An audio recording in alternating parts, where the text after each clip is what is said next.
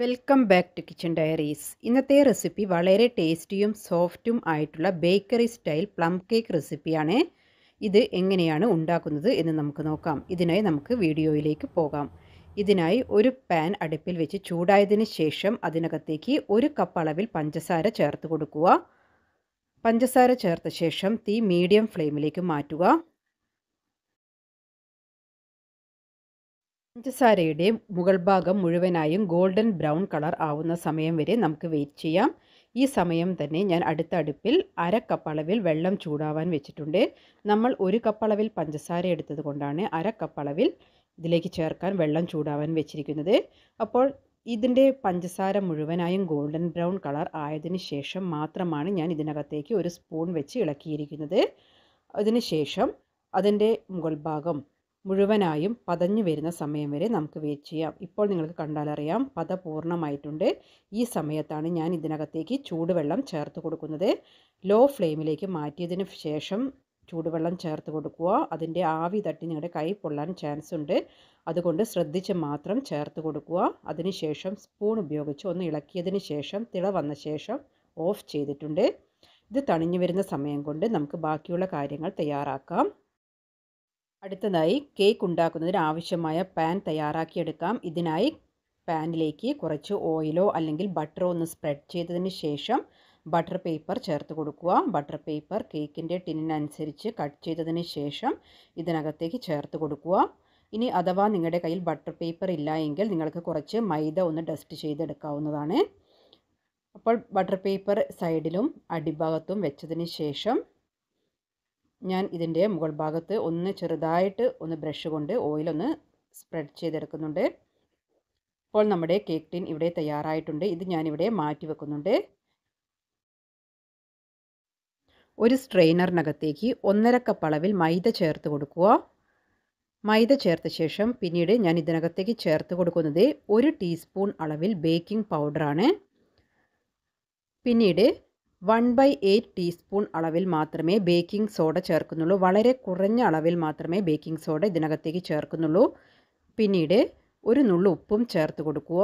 അതിനുശേഷം 1/4 ടീസ്പൂൺ അളവിൽ കറുകപ്പട്ട പൊടിച്ചതും 1/4 ടീസ്പൂൺ അളവിൽ ഗ്രാമ്പു പൊടിച്ചതും 1/4 ടീസ്പൂൺ അളവിൽ ജാതിക്ക പൊടിച്ചതും ചേർത്ത് കൊടുക്കുന്നുണ്ട്.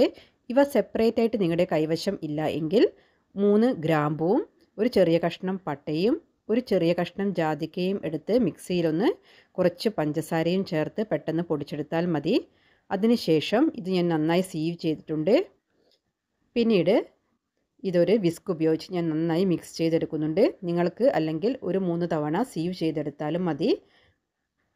അപ്പോൾ നന്നായി മിക്സ് ചെയ്യുമ്പോൾ മാത്രമേ നമ്മുടെ കേക്കിന് നല്ല സോഫ്റ്റ്നെസ് ലഭിക്കുകയുള്ളൂ. പിന്നീട് ഇതിനകത്തേക്ക് ചേർക്കാനായി ഞാനിവിടെ 2 കപ്പ് അളവിലാണ് ഡ്രൈ ഫ്രൂട്ട് സോക്ക് ചെയ്തെടുത്തിരിക്കുന്നത്. നിങ്ങൾക്ക് 2 കപ്പ് മുതൽ 2.5 കപ്പ് വരെ യൂസ് ചെയ്യാവുന്നതാണ്. അപ്പോൾ ഡ്രൈ ഫ്രൂട്ട് സോക്ക് ചെയ്യുന്ന വീഡിയോയുടെ ലിങ്ക് ഞാൻ ഡിസ്ക്രിപ്ഷൻ ബോക്സിൽ കൊടുക്കുന്നതാണ്.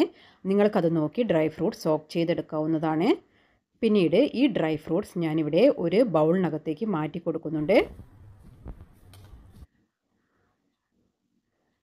അപ്പോൾ ഇത് ബൗളിനകത്തേക്ക് ചേർത്തതിന് ശേഷം പിന്നീട് ഇതിനകത്തേക്ക് 2 ടേബിൾ സ്പൂൺ അളവിൽ മൈദ ചേർത്ത് കൊടുക്കുന്നുണ്ട്. അപ്പോൾ മൈദ ചേർത്തതിന് ശേഷം ഇത് നന്നായി മിക്സ് ചെയ്തെടുക്കുക. ആ ഡ്രൈ ഫ്രൂട്ട്സിൻ്റെ എല്ലാ ഭാഗത്തും മൈദ എത്തുന്ന വിധത്തിൽ മിക്സ് ചെയ്തെടുത്തു കഴിഞ്ഞാൽ കേക്കിൻ്റെ എല്ലാ ഭാഗത്തും ഈ ഡ്രൈ ഫ്രൂട്ട്സ് ഒരുപോലെ നിൽക്കുന്നതാണ്. നമുക്കിതിന് വേണ്ട ബാറ്റർ തയ്യാറാക്കാം. ഇതിനായി ഒരു ബൗൾ എടുത്തിട്ടുണ്ട്. വെള്ളത്തിൻ്റെ അംശമൊന്നും ഇല്ലാതെ നല്ല ഉണങ്ങിയ ബൗളാണ് എടുത്തിരിക്കുന്നത്. ഇതിനകത്തേക്ക് 200 ഗ്രാം ബട്ടറാണ് ഞാൻ ചേർത്തിരിക്കുന്നത്. പിന്നീട് 1/2 കപ്പ് അളവിൽ പൊടിച്ച പഞ്ചസാരയും ചേർത്തിട്ടുണ്ട്. പൊടിച്ചതിന് ശേഷമുള്ള അളവാണ് ഞാൻ 1/2 കപ്പ് പറഞ്ഞിരിക്കുന്നത്. നിങ്ങൾക്ക് ബ്രൗൺ ഷുഗർ ഇല്ല എങ്കിൽ അതിന് പകരം വൈറ്റ് ഷുഗർ എടുത്ത് പൊടിച്ചെടുക്കാവുന്നതാണ്. അതിനുശേഷം ഇത് നന്നായിട്ടൊന്ന് ബീറ്റ് ചെയ്തെടുക്കുക.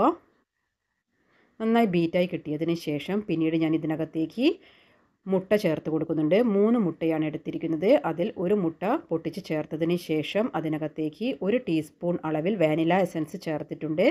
പിന്നീട് ഇതിലേക്ക് 1 ടേബിൾ സ്പൂൺ അളവിൽ മൈദയുടെ മിക്സിൽ നിന്നും മൈദ ചേർത്ത് കൊടുത്തിട്ടുണ്ട്. അപ്പോൾ ഇങ്ങനെ മൈദ ചേർത്ത് കൊടുത്തു കഴിഞ്ഞാൽ നിങ്ങൾ ബട്ടറും എഗ്ഗും ചേർത്ത് മിക്സ് ചെയ്യുന്ന സമയത്ത് അല്ലാതെ ബട്ടർ പിരിഞ്ഞു പോകുന്നൊരവസ്ഥയുണ്ട്. അത് ഒഴിവാക്കുന്നതിന് വേണ്ടിയിട്ടാണ് ഞാനിവിടെ എഗ്ഗ് ചേർക്കുന്ന സമയത്ത് 1 ടേബിൾ സ്പൂൺ അളവിൽ മൈദ കൂടെ ചേർത്ത് മിക്സ് ചെയ്യുന്നത്. അങ്ങനെ ആയിക്കഴിഞ്ഞാൽ ബട്ടർ പിരിഞ്ഞു പോകുന്ന ഒരു രീതി ഉണ്ടാവില്ല. അതിനുശേഷം 3 മുട്ടയും ഇതേപോലെ ഓരോന്നോരോന്നായി ചേർത്ത് അതിനൊപ്പം തന്നെ ഓരോ ടേബിൾ സ്പൂൺ അളവിൽ മൈദയും ചേർത്തിട്ടാണ് ഞാനിവിടെ ബീറ്റ് ചെയ്തെടുത്തിരിക്കുന്നത്. അപ്പോൾ ഇത് നന്നായി ബീറ്റായി കിട്ടിയതിന് ശേഷം പിന്നീട് അതിൻ്റെ സൈഡിലുള്ള ഇതെല്ലാം ഞാനൊന്ന് സ്പാറ്റില യൂസ് ചെയ്ത് ഇതിലേക്ക് മിക്സ് ചെയ്തെടുക്കുന്നുണ്ട്. എങ്കിൽ മാത്രമേ അത് നന്നായി മിക്സായി കിട്ടുകയുള്ളൂ. അപ്പോൾ സൈഡിലുള്ളതെല്ലാം ഒന്നുകൂടെ വടിച്ചിട്ടതിന് ശേഷം ഞാൻ ഒന്നുകൂടെ ഇത് ബീറ്റ് ചെയ്തെടുത്തിട്ടുണ്ട്.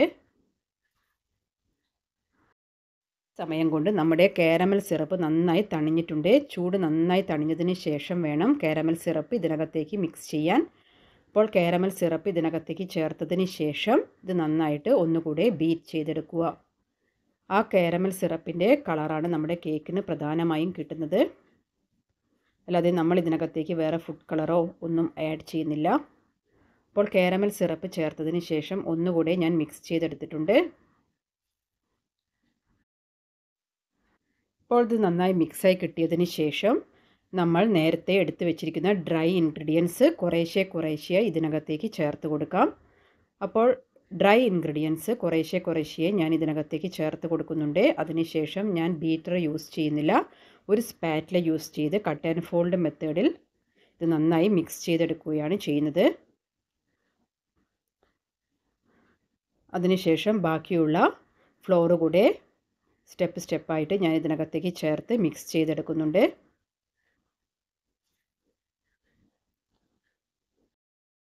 സമയത്ത് ഞാൻ 170 ഡിഗ്രി സെൽഷ്യസിൽ ഓവൻ പ്രീഹീറ്റ് ചെയ്യാൻ വേണ്ടി ഓൺ ചെയ്ത് വെച്ചിട്ടുണ്ട്. ഫസ്റ്റ് പോർഷൻ മൈദ ആഡ് ചെയ്യുന്ന സമയത്ത് അതിനൊപ്പം തന്നെ ഞാനിവിടെ എടുത്തു വെച്ചിരുന്ന ഡ്രൈ ഫ്രൂട്ട്സ് സോക്ക് ചെയ്തതും കൂടെ ചേർത്ത് കൊടുക്കുന്നുണ്ട്. അതിനുശേഷം ഇത് നന്നായിട്ടൊന്ന് മിക്സ് ചെയ്തെടുക്കുക. അപ്പോൾ 2 ഇൻഗ്രീഡിയൻസ് ഇതിനകത്തേക്ക് ചേർക്കാൻ എന്നോട് വിട്ടുപോയിട്ടുണ്ട്. അത് ഞാൻ ഇതിൽ ലാസ്റ്റാണ് ചേർത്ത് കൊടുക്കുന്നത്. അപ്പോൾ നിങ്ങൾ ചേർക്കുന്ന സമയത്ത് നേരത്തെ തന്നെ ചേർത്ത് കൊടുക്കുക. 1 ടേബിൾ സ്പൂൺ അളവിൽ ഓറഞ്ച് മെർമലേഡും പിന്നീട് 1/4 ടീസ്പൂൺ അളവിൽ ഓറഞ്ചിൻ്റെ സെസ്റ്റ് ചെറുതാക്കി അരിഞ്ഞെടുത്തതുമാണ് ചേർത്ത് കൊടുക്കുന്നത്. ഇത് നിങ്ങൾ ചേർക്കുന്ന സമയത്ത് മൈദ ആഡ് ചെയ്യുന്നതിൻ്റെ മുൻപ് തന്നെ ഇത് രണ്ടും കൂടെ ചേർത്ത് കൊടുക്കുക. ആ സമയത്ത് വിട്ടുപോയത് കൊണ്ട് മാത്രമാണ് ഞാൻ ഈ ലാസ്റ്റ് സ്റ്റേജിൽ ഇതിനകത്തേക്ക് ഇത് ചേർത്ത് കൊടുക്കുന്നത്. അപ്പോൾ ഇത് ചേർത്ത് കൊടുത്തു കഴിഞ്ഞാൽ കേക്കിന് നല്ല ഫ്ലേവറും അതുപോലെ തന്നെ നല്ലൊരു സോഫ്റ്റ്നെസ്സും കിട്ടുന്നതാണ്. അഥവാ നിങ്ങളുടെ കയ്യിൽ ഓറഞ്ച് മെർമലേഡ് ഇല്ലെങ്കിൽ നിങ്ങൾക്ക് ഏതെങ്കിലും ഫ്രൂട്ട് ജാം യൂസ് ചെയ്യാവുന്നതാണ്. അതിനുശേഷം നന്നായി മിക്സ് ചെയ്തതിന് ശേഷം പാനിലേക്ക് ഞാൻ ചേർത്ത് കൊടുക്കുന്നുണ്ട്.